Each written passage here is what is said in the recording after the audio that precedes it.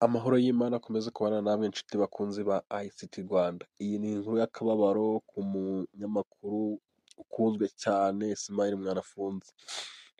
Ismael Mwanafunzi ubu ari mu marira akomeye cyane bitewe na Repubulika Iharanira Demokarasi ya Kongo. Ese yabigenje ite? Yabikoze gute kugira ngo uyu munyamakuru abe ari muri situwasiyo imeze uku nguku?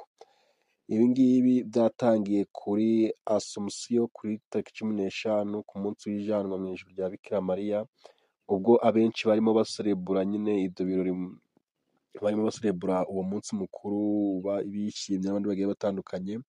Kuri Mwanafunzi we byari amarira ateye ubwoba. Byagenze bite? Aha ni ku ruhande rwa Repubulika Iharanira Demokarasi ya Kongo, yishyuye amafaranga, akayabo k'amafaranga kugira ngo Google cyangwa se YouTube ifunge imiyoboro yo mu Rwanda ivuga kuri M23. Repubulika Iharanira Demokarasi ya Kongo yo yishyizemo ko M23 egare nyine ishyiramo bihwanye u Rwanda. Noneho igaba igitero, reka tubyite ko ari kugaba igitero ku binyamakuru bikorera mu Rwanda, ariko nyine ku izi mbuga social media cyane cyane YouTube. Bivuga ko abo banyamakuru nabo baba bashyigikiye iyo M23. Hari imiyoboro y'ama YouTube channel yagiye isibwa bitewe na Repubulika Iharanira Demokarasi ya Kongo. Wenda iyo twabashije kumenya ni iya Mwanafunzi, ariko hari n'izindi zagiye zihabwa ibihano bigiye bitandukanye, harimo nko kuba iyo channel itakongera gukorera amafaranga habe n'umunsi n'umwe, igakomeza igakora ariko ibihangano ikoze si ibihemberwe, ndetse n'igihano gisumba ibindi byose YouTube itanga cyo kuba channel yawe yasibwa. Icyo gihano rero nicyo Mwanafunzi yahawe, kuko avukora nyine ibiganiro bigiye bitandukanye.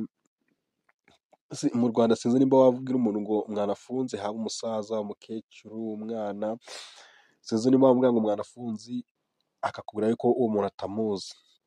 Ndakeka nta muntu uba utamuzi. Rero bitewe n'uko akora ibyo byegeranyo bigiye bitandukanye, arabizi akora ku binyamakuru bigiye bitandukanye, akora ibyegeranyo bigiye bitandukanye, haba kuri politike, ku buzima n'ibiki byose. Ariko Repubulika Iharanira Demokarasi ya Kongo yakoze urutonde rw'ibinyamakuru byinshi byo mu Rwanda ivuga ko bishyigikiye iyo M23. Na channel ya Mwanafunzi rero ni muri urwo rwego yagize ute, yabigendeyemo.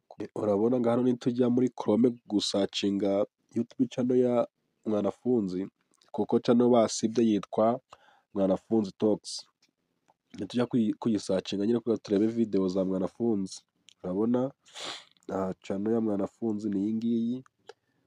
Ubirebera hano, ubirebera kwa kano kantu kanditseho YouTube, kanze gatoya, ubirebera kwa kano kantu kanditseho YouTube. Aka ngaka niko kakwereka nyiri channel, then uragira ute, urayifungura, then urebe ko biri buze kugira ute kugaragara. Kuko nako bari kuvuga ati iyi video ntabwo iri kugaragara kubera ko iyi channel yagize ute, YouTube account association with this video has been closed. Nuko nyine barayifunze.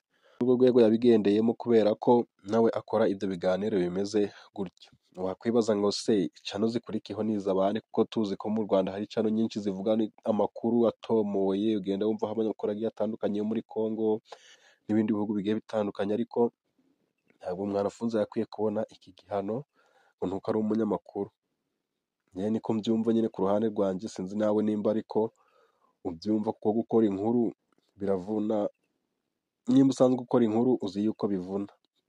Iyo ni update ihari kuri channel ya Mwanafunzi.